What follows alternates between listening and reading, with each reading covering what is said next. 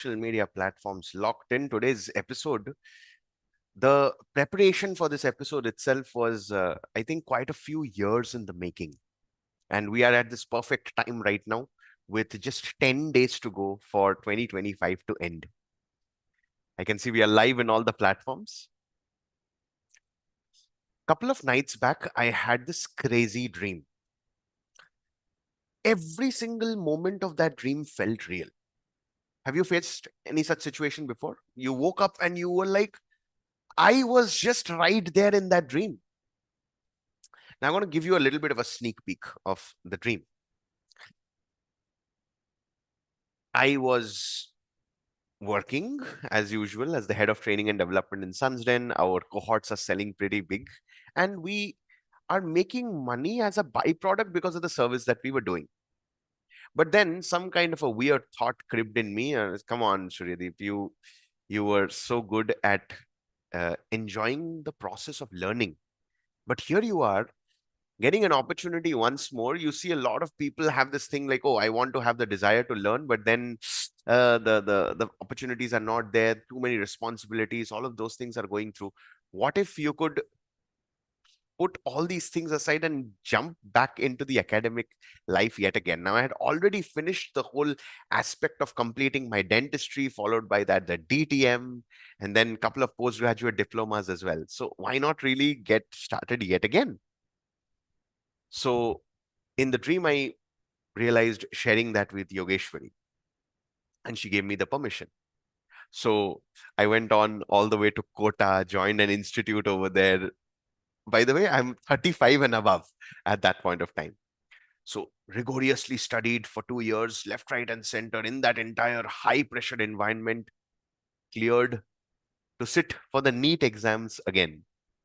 Cleared it, got a chance to study MBBS, something that I wanted to do, but then could not do it. And that's why I did BDS. Once that was sorted, and the whole, again, I was the literally the eldest in the entire class, obviously taunted uncle and all those things going through that psychological barrier as well, but still working hard and struggling through and making sure that it's done. Once that is over, again, braces, the department of braces is something that I loved. It's called orthodontics. So moving forward and doing my master's degree on that as well, just again to learn and immerse, so that all the stuff that we have learned in the business, it can be implemented in the form of creating clinics. And again, because I've been training myself on learning different businesses and all. That's one skill that I have developed over a period of time, both in terms of market and sales and product design and customer support and all those things. Now it's a complete holistic learning that went in. It's not just that while I was going into all those learning experiences,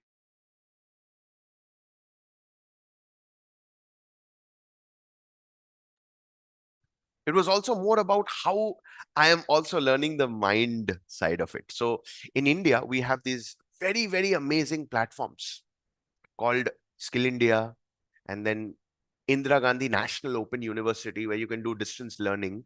So parallelly, I've always wanted to study psychology, and fascinated by the human mind, went deep into that distance learning, and that's how I got my psychology degrees as well.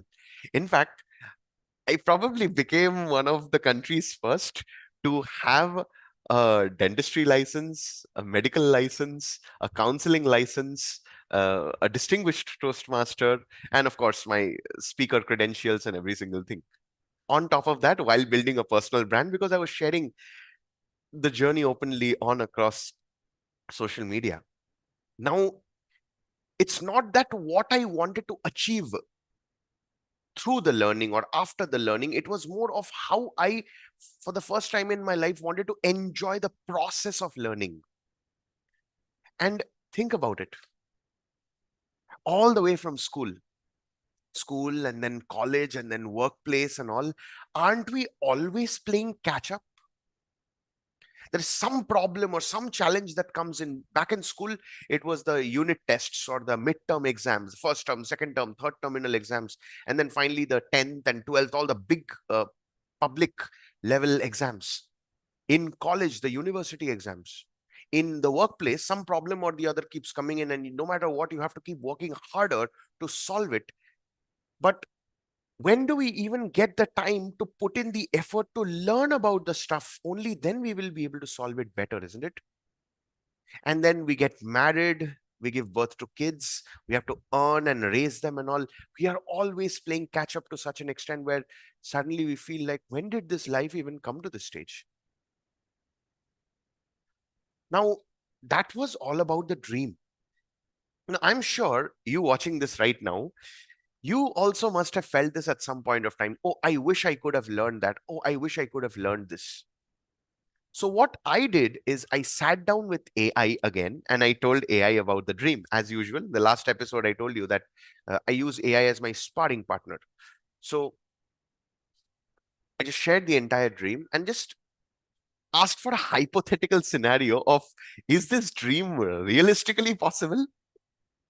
And to my sudden shock, there are human beings in the planet who have made it happen.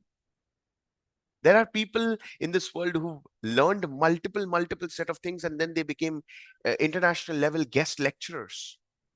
They were some of the most prominent people in the world of value because they were adding more of value into this world. So that's what got me thinking of the possibilities that exists in today's world. Had I been in school right now, I wouldn't have had to face any challenges whatsoever. What did we not have when I was in school? The only thing we had was that a little Tata Docomo dongle at that time, I remember. Mummy used to pay 300 rupees for 300 megabytes of internet, which we had to connect as per with the USB in the CPU, and that's how we got internet. And that's it. Other than that, we had a computer at our home where we used to play FIFA and the games. That's it. But we never really used academics to its fullest potential. We didn't know that YouTube existed and we could watch videos on YouTube and learn from there. But right now, all of these things are available. Back then, the only source that we had was school teachers. Again, they were too busy because in our class, we had 83 students. Can you imagine that? 83 students. We had three sections of around 40 each. And then they merged the three sections into two sections. And soon more and more students kept joining. So our batch were one of the most populated batches in the history of our school, the school where I studied. So where do you expect the teachers to find a time to solve your doubts? It's not possible. And we were not allowed to bunk classes also. We didn't have any further time to study. I mean, school in India is rigorous. And then you have the private tuitions because in school they don't teach you everything. You have to take private tuitions in order to excel that subject. At least in the private tuitions, they will teach the whole syllabus so that you can be well equipped to give the exams. And then, of course, in 10th, my mom and dad put me to an institute called Pathfinder, where they were teaching us certain advanced concepts all the way 11th standard. So in 10th itself, I was learning 11th standard stuff. But by then, I had already realized that it's flying all over my head. Stuff like concepts like integrations and derivatives and all these things, it just scared me to death. And then in 11th and 12th, Mummy Baba put me to, of course, I only asked that I want to study, I want to become a doctor. So they put me into this Akash Institute where things were moving so fast and we didn't. And I mean, as a student, I personally felt that I did not find the time to put in the efforts to learn those topics and those subjects. And then it was already way too late by the time I realized. Now, when your parents spend so much of money on your education, how do you have the face to go and tell them that I'm not able to do it? I tried. I tried very hard.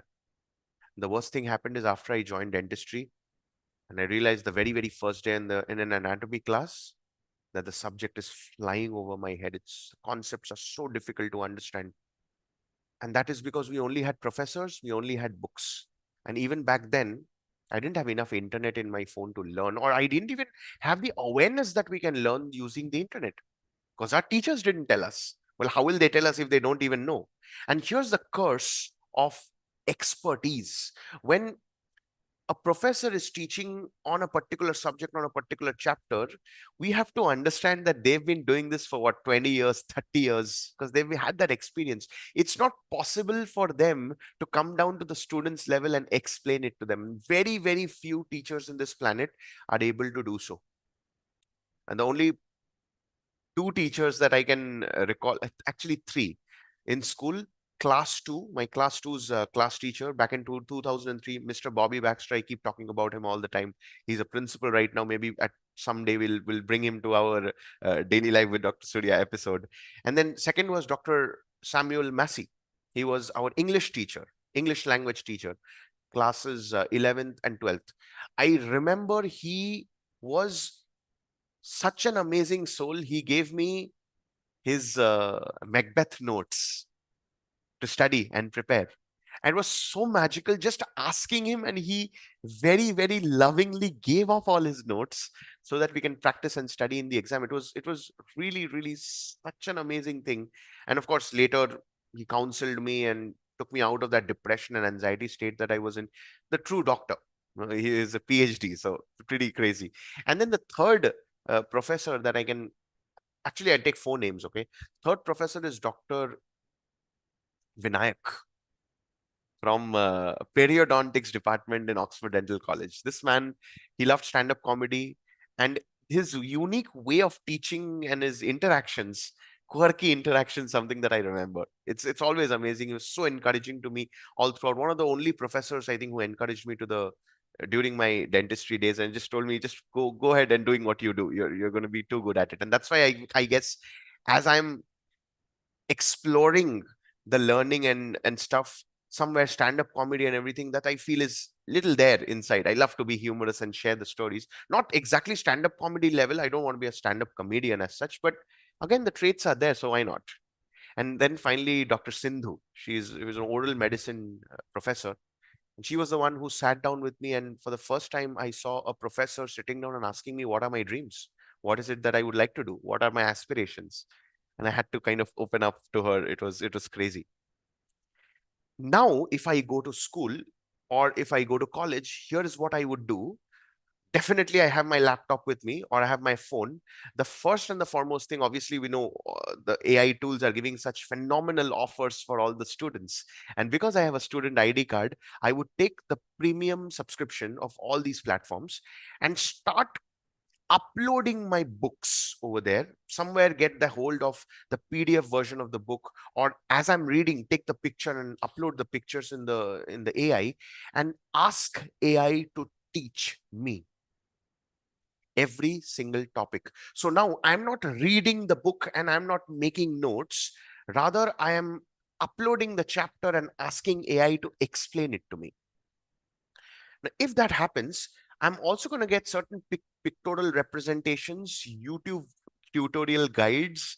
And as a doctor, I think I only discovered it back in my internship days. Dr. Najib is one of the world's greatest when it comes to medical training, and I got hold of his courses because I want to stay in touch with my medicine. And then Ninja Nerd lectures. So they broke down into every single concept and topic, and along with that, the beautiful handwritten illustrations and notes. Now, I would definitely watch those videos because that would give me more in-depth knowledge compared to my college level teachers, whatever they would teach. And even before I go to college, I would do more of what I like to call it as introspective learning. As in, even before the professor or the teacher is teaching a topic, I will learn it first. I will go through it first with AI to give me a little bit of a foundation so that when they teach, I'm able to absorb and adapt. When I was in Akash Institute, I was sitting next to a guy, and he ended up being the first rank holder in West Bengal joint entrance exams. First rank holder. He was a brilliant student. So it was also very fun loving as well. So I asked him one day, like, how is it that you know every single thing that the teachers are teaching? Like, even before the teachers are teaching, you are able to answer. How is it possible? Now, he told me the secret. He said, even before the teachers are teaching, I already have studied the entire thing in advance. So when they are teaching, it's more of reinforcement for me. And I never understood that. Like, how was he able to, but how was he able to stay updated to that? Because I'm already playing catch up, right? The teachers in Akash have moved to chapter number 6. I'm still stuck at chapter number 1, and I'm yet to solve all those doubts because it's too much for me. But then you have to understand that every single student is unique, every single child is special, everyone has their own way and methodology of learning. For me, thanks to AI right now, I came to realize my best way is reading to immerse, not to memorize or mug up, to understand. And once I understand something, I never ever will forget it. So the way that I love learning is by asking a lot of questions. But guess what the school and college does? They punish you for asking questions. They punish you for challenging whatever it is that the ways that they're teaching. So now, even before I start a chapter, I would just have a detailed interaction in such a way I would come up with mnemonics and all those things in order to remember all those stuff. And most importantly, I would try to absorb the different concepts. And as I do so, it makes it easier for me to practice those test papers, questions, and all at an understanding level. And if that's my updated learning methodology, it goes multifold, multidimensional compared to the traditional methods of learning right now. Additionally, I look at some of the most successful human beings on the planet. Just over the last 4 or 5 days, this last week itself, uh, as you all must be knowing that this birthday, I gifted myself a tablet, my life's first ever tablet. I purchased a Lenovo tablet, and it's been a dream since childhood because as a small little child, I saw my dad had gifted his doctor, the doctor who treated his leg when he had an accident. He didn't charge any fee for him. So as a courtesy, as a gesture, he just gifted a tablet. And just by looking at it, my God, we are used to seeing such small phones, but then now you have something bigger than the size of a hand.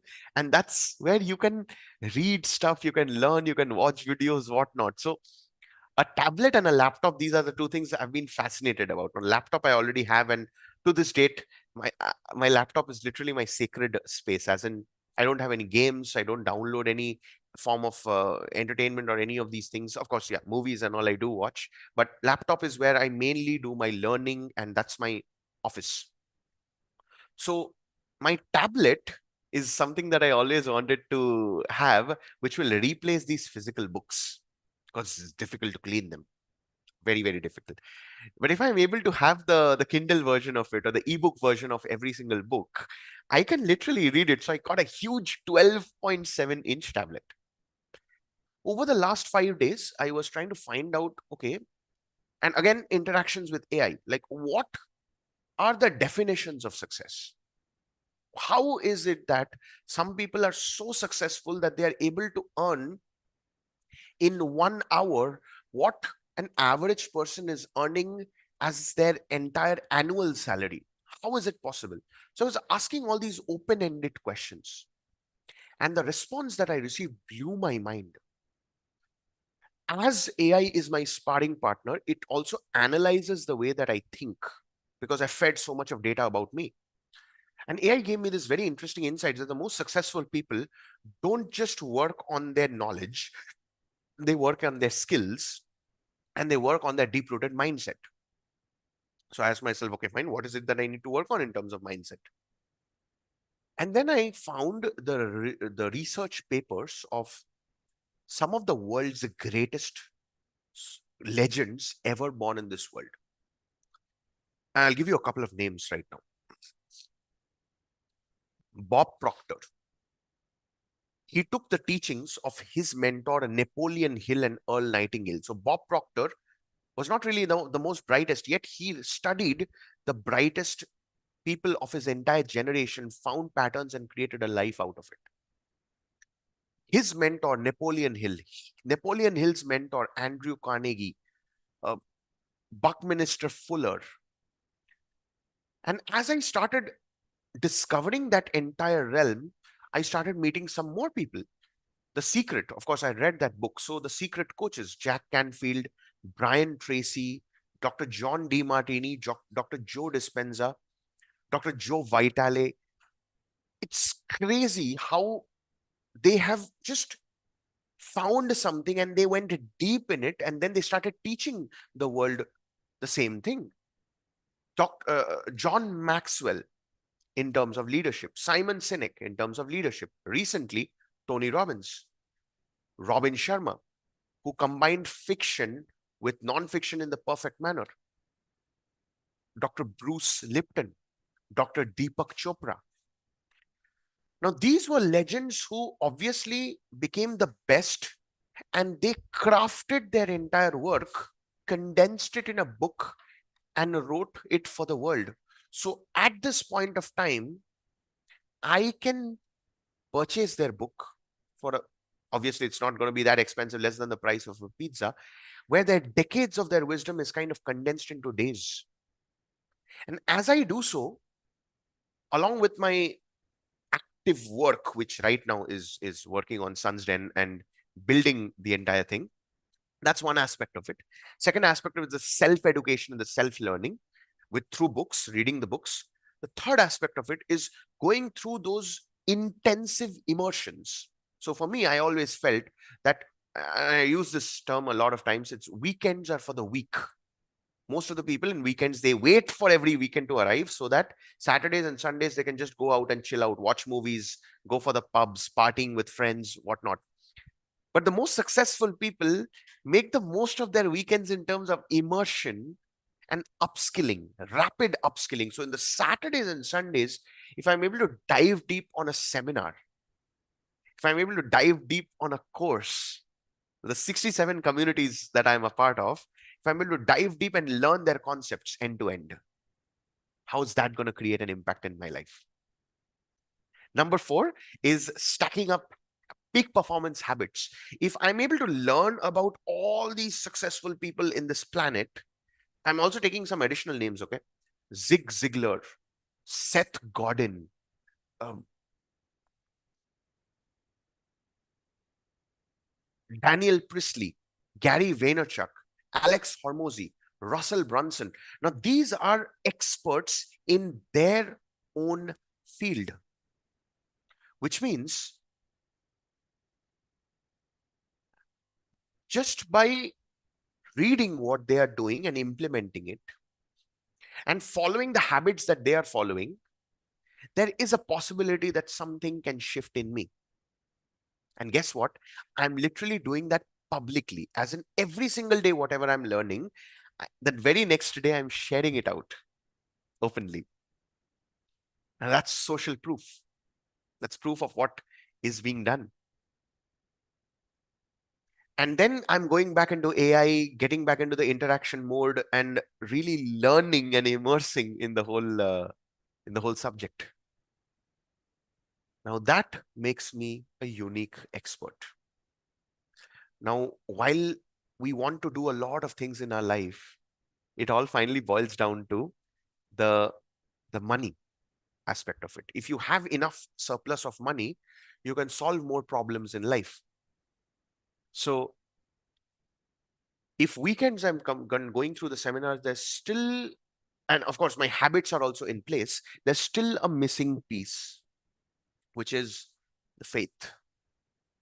Yesterday, I had a blessing of speaking with one of the world's legends, I would say, one of the most legendary figures on this planet. And I asked him a very interesting question. He was a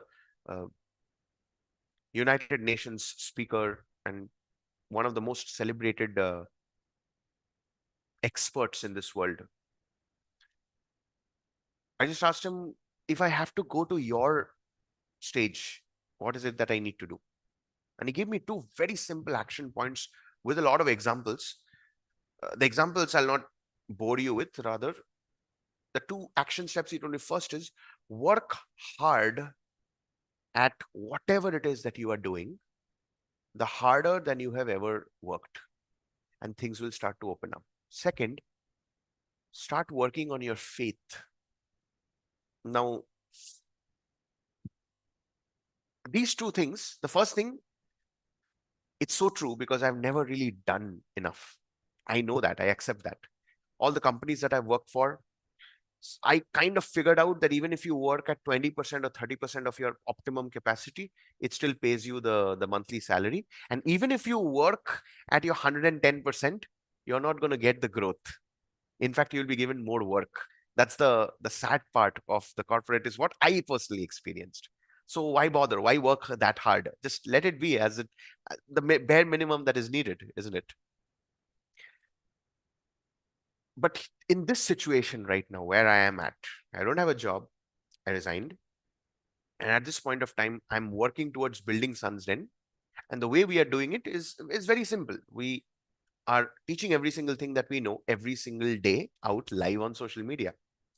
And we've identified our platforms of LinkedIn, which is the most optimum platform that I am able to resonate with. And the kind of people I love working with, they hang out on LinkedIn itself, on maximum maybe Twitter. And then you have YouTube, which is more of long form content creation, which builds over a period of time. It takes a while, but as you are consistent enough, it definitely gets you the results. But the faith, oh, I've been a devotee of Satya Sai Baba for, I think, 11 years right now. And I've had my share of uh, good times and bad times with him. The interesting part, though, is that I don't recall immersing deep the spiritual practices or the practices that really shapes us and sets the foundation for a beautiful day. Now, when we look at all these pieces that we discussed so far, it's reading the books, going through the courses or the seminars, taking the action steps, weekend immersions, stacking up the habits, and finally the faith. These are the fundamentals and foundations of all the successful people. Whether they had money or not, these were the 6 things that they did no matter what. So for me, I have been trying to double down on one thing and expect that things are going to happen. Not even once for straight 90 days, I've been able to put all the pieces of the puzzle together. So back in school or college, I was just learning. I was not implementing. I was not asking questions. In college, when I started reading, I read a lot of books, 3 books a week to be precise. But never really did I get into any of the zone where I was, how do you even call it? I didn't even get into a zone of implementation, actions, speaking out right now, like what I am at this point of time, stacking up the skills. I didn't do any of it. When I joined all these communities for straight 90 days, I didn't trust the system. I just let it go the moment I realized that, oh, it's not, I'm not feeling good about it. I did not persist.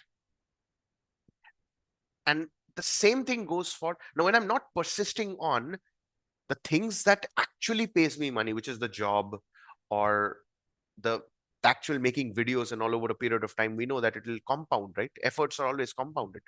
Do you seriously feel that I'm going to work on my personal habits and all that? Rather, getting distracted, watching movies and just hoarding books and hoarding courses and all those things. Now, just by reading 1 or 2 books, that realization has opened up. Imagine what happens when we really dive deep. So, my intention right now that 2025 is going to end and 2026 is going to begin. I had told Yogeshwari when she asked me, what is it that you would like to do? And since my college days, this is pretty much what I always wanted to do. That is learn, immerse, adapt, get skills, share the learnings with the world, stack up skills, get results, and become an asset to help more people. And as I'm doing so, The, the whole objective of mastery is when you learn something, you implement it, and then you work towards it, fine tune it till you get results. And once you do so, it becomes your second nature. So for me right now, speaking in English is my second nature. Transforming people over a call is my second nature. Going live without any PPT or presentation, prep work, nothing is my second nature. The same way, if I can do that for three languages, I can speak in Bengali, Hindi, and English with the same fluency and proficiency, is what I feel, as at least that's what people have told me. Now, the same thing when it comes to the technical stuff, whatever it is that I know, I do it all the way to the next level. Now, can I just dive deep and stack them up and create that entire ecosystem so that I can help more people, which funds me getting back into my formal education? And can I create a lifestyle around it? Now, before I used to feel, I mean, why do we even have to study subjects like physics and geography and all? Whether the earth rotates and revolves around the sun or vice versa, it's not going to, knowing that is not going to change my life and create any impact in my life, right? It's not going to help me earn any money. Now I'm able to realize it's not that we were forced to study those subjects. Obviously, it's not, it doesn't make any sense to this day. I feel the same. But when you are able to achieve mastery and proficiency in one thing, you're building a muscle that is helping you stack up habits and build the faith in yourself, isn't it? And the pattern that we have, if you compare the good students with the not so good students, the good students, they've developed the pattern of mastery in problem solving with respect to that specific subject that has made them equipped with the skills to apply the same across any subject that they study. That's why they are toppers. So it's not, and when you look at the other side of the picture, like people like me who like to find the easy way out or the shortcuts out and all, these are the people who have invented AI, by the way. These are the people who have built this $1 billion AI agency based businesses. And right now but they've gone viral. So many amazing people. We know the AI apps and tools that came in, especially platforms like Lovable. I got to know about a platform recently called GenSpark, Not Diamond. Not Diamond was one of the first platforms where I saw all the different AI tools are integrated together, the different models of thinking integrated together. Now, these people, what have they done? They've realized that they're not so good at studies. So they figured out something in life in terms of the problems that are there in this world. They solved the problem, and now the world is valuing them for the same. So there are patterns in both, patterns of their actions. What did they read? What did they learn? What actions did they take? What habits did they stack up? Uh, what implementations did they work on? What faith did they have? The 6 points comes back yet again. So for us, heading into 2026, at least for me, it's it's a crazy time to be in.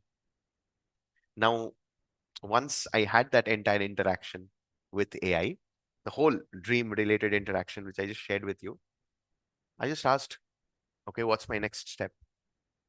And AI was so kind enough to give me the next step, which is, can you help more people, Suryadeep? Yeah, tell me how. You've been doing lives, single digit views, let it be. Can we go deep into the platform first? Can we go deep into the one person with whom we want to work with, or the kind of people we'd like to help? Can we go deep into it?